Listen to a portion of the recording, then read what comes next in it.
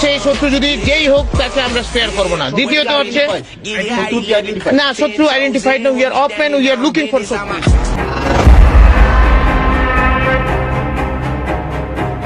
হাসিনা সরকার পতনের পরই ভারত সরকারের আরেকটি মাথা ব্যথার কারণ হয়ে দাঁড়িয়েছে সেভেন সিস্টার্স।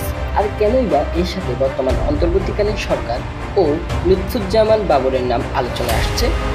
আজকের এই পর্বে আমরা খুঁটিনাটি সব আলোচনা করব, তাই আমাদের সাথেই থাকুন। আর আপনি নতুন হলে চ্যানেলটি অবশ্যই সাবস্ক্রাইব করে নিন এবং ভিডিওটি ভালো লাগলে লাইক বাটন ক্লিক করে দিন। ভারতের উত্তর পূর্ব দিকে চীন, বাংলাদেশ এবং মায়ানমার দেশের সীমান্তে অবস্থিত 7টি রাজ্যকে একসঙ্গে বলা হয় সেভেন সিস্টার বা 7 বোন। এসব রাজ্যগুলো একে অপরের উপর নির্ভরশীল হলেও সংস্কৃতি পরিবেশের দিক থেকে তারা স্বতন্ত্র। এসব রাজ্যের বেশিরভাগ মানুষই নানা অধিবাসী জাতি এবং উপজাতি সম্প্রদায়ের। এই 7টি রাজ্য বা সেভেন সিস্টার্সের মধ্যে রয়েছে অরুণাচল প্রদেশ, আসাম, মণিপুর, মেঘালয়, মিজোরাম, নাগাল্যান্ড এবং ত্রিপুরা। ত্রিপুরার সাংবাদিক জ্যোতিপ্রসাদ সাইকিয়া সর্বপ্রথম রাজ্যগুলোকে একত্রে সেভেন সিস্টার্স নামে উল্লেখ করেন। কিছুদিন আগে ভারতীয় সংবাদ মাধ্যম এনডিটিভিকে দেয়া এক সাক্ষাৎকারে বর্তমান সরকার প্রধান নোবেল বিজয়ী অর্থনীতিবিদ ডক্টর মোহাম্মদ ইউনুস বলেন, বর্তমানে বাংলাদেশের চলমান অস্থিরতা নিয়ন্ত্রণ করা না গেলে তা প্রতিবেশী মিয়ানমার সহ ভারতের সেভেন সিস্টার্সে ছড়িয়ে পড়তে পারে। আর তাই নতুন করে আবারও আলোচনা আসে এই সেভেন সিস্টার্স। তার এই বক্তব্যের পরেই হঠাৎ করে সামাজিক যোগাযোগ মাধ্যমে লুৎফুজ্জামান বাবরকে নিয়েও আলোচনা হচ্ছে। কিন্তু কেন?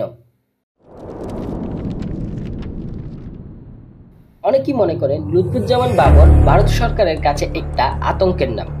লুৎফুজ্জামান বাবর সেভেন সিস্টারের বিদ্রোহী দল বানিয়ে ভারতে অস্থিতিশীল করে দিয়েছিলেন। চীন, পাকিস্তান মিলে ভারতকে যতটুকু ক্ষতি করতে পারেনি তার চেয়ে বেশি লুৎফুজ্জামান বাবর করতে পেরেছেন। ভারতের মূল ভূখণ্ড থেকে আলাদা হওয়ার প্রায় সেভেন সিস্টার্সের রাজ্যগুলোতে বিদ্রোহ, স্বাধীনতার আকাঙ্ক্ষা নিয়ে গৃহযুদ্ধ অবস্থা বিরাজ করে। আর 2004 সালে সেই আগুনে ঘি ঢালেন লুৎফুজ্জামান বাবর। 2004 সালে তিনি 10 ট্রাক অস্ত্র, গোলাবারুদ, রকেট লঞ্চার ভারতে পাঠাতে চেয়েছিলেন। অরুণাচল প্রদেশ, আসাম, ত্রিপুরা, নাগাল্যান্ড, মণিপুর, মিজোরাম ও মেঘালয় মূল ভারত থেকে আলাদা হতে চেয়েছিল। আর সেখানে আন্দোলনকারীদের 10 ট্রাক অস্ত্র সরবরাহ করতে চেয়েছিলেন এই লুৎফুজ্জামান বাবর। যদিও শেষ পর্যন্ত সেটা করতে পারেননি। বাংলাদেশের ইতিহাসে সর্ববৃহৎ অস্ত্র ও গোলাবারুদের চালান আটক করা হয় 2004 সালের 1 এপ্রিল রাতে। দুটি বড় ট্রলারে করে এসব অস্ত্র সমুদ্রপথে আনা হয় চিটাগাং ইউরিয়া ফার্টিলাইজার বা CUFL জেটিতে এবং সেখান থেকে পরবর্তীতে ভারতের উদ্দেশ্যে সেগুলো পাচার করার কথা ছিল।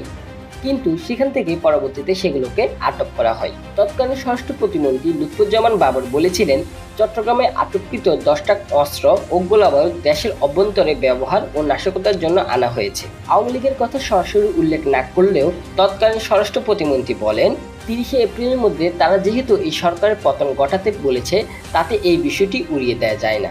কেননা তখন বাংলাদেশেও আওয়ামী লীগ কর্তৃক আন্দোলন চলছিল তৎকালীন বিএনপি সরকারকে উৎখাত করার জন্য। যদিও তিনি শেষ পর্যন্ত ধরা পড়ে যান। কিন্তু সেই সময় যদি এই অস্ত্রগুলো ভারতে প্রবেশ করত, তাহলে ভারতের পরিস্থিতি কেমন হতো তা ভাবতেই শিউরে উঠতে হয়।